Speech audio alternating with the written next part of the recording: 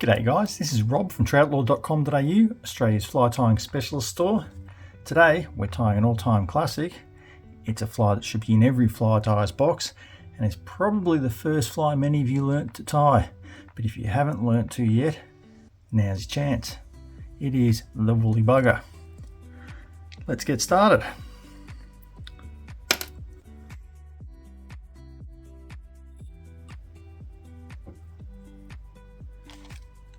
We are coming in with a Goulburn steel 8040 classic streamer hook in the size 8, and then a brass bead in around the 4mm size to suit that hook, and to go from there, UTC ultra thread in the 140 denier in the dark brown. We're just going to start behind that bead, making touching wraps all the way down the hook shank to lay a nice even thread base to begin with. Now I'm tying this in brown today. You can tie them in black, brown, tan, olive, white, pink, purple, any colour you like. The process is still the same, but tie them in any colour you want.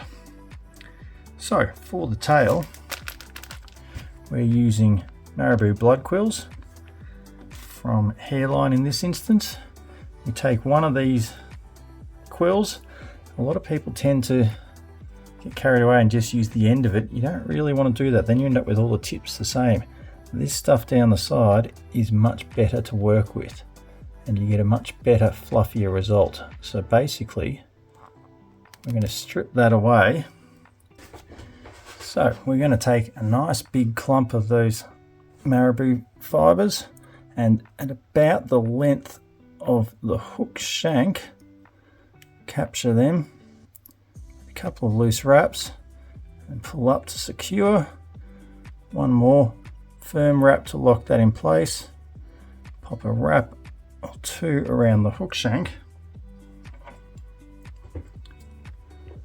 and come back with a couple more firm wraps. Grab all those butt ends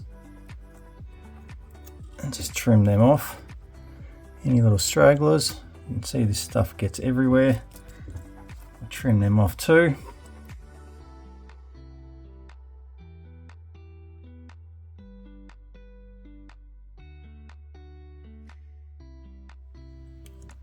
And then come in and bind down all those little tag tails. Here I've done quite a large fluffy tail. You can do it with more or less. There's no right or wrong answer. If you are looking to imitate damsels, a smaller, thinner tail is an option. If you're looking for a big searching pattern, then go big and fluffy. Now for the flash, I'm using Chuck and Duck Crystal Flash. For this one, I'm doing it in purple, because purple is very close to brown in the color spectrum, so it's going to blend in nicely. We'll take one of those pieces, cut it in half, and then line up on this side, the near side of the hook shank, capture it a couple of times, run our thread back slightly, fold that over, and on the far side, just making sure that it's properly aligned with the center of the hook shank, and then capture that in. Then we can just trim those out to about the same length as the Marabou itself. That's just going to add a nice bit of flash in the tail as a bit of a trigger point. For our rib, we're using Veniard fine copper wire in the gold color. So we'll take a length of that and capture that with our thread, finishing that up right at the point where the Marabou starts.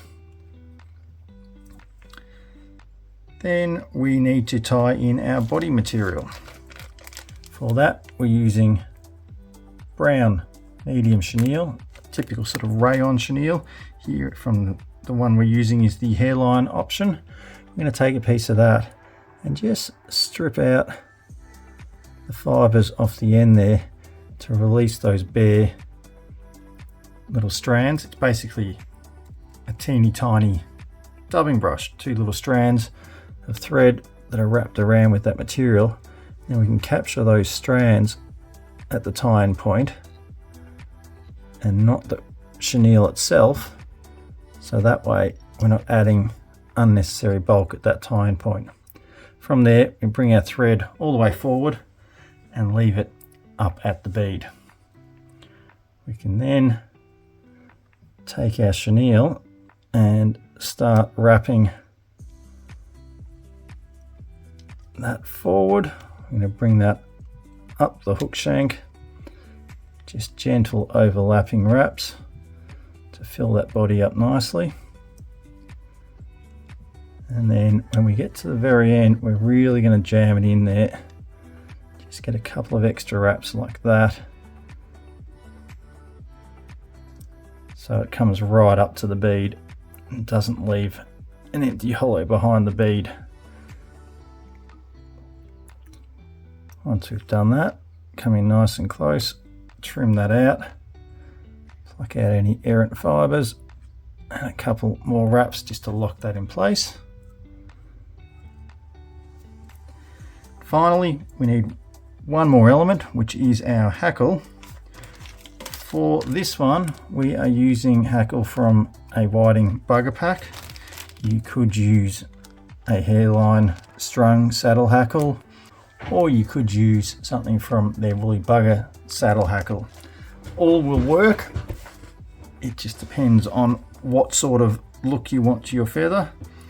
The whiting ones tend to be a bit more like a dry fly hackle. They're a bit stiffer and shorter fibred. So we're going to take one of these whiting feathers and strip out the fluffy stuff at the base until we get to a workable section. From there, making sure that the rear of the feather is facing towards the rear of the fly at our tie-in point, we'll just capture that on the near side of the hook shank with a couple of loose wraps and bind that in, and then put one wrap in front, another wrap behind,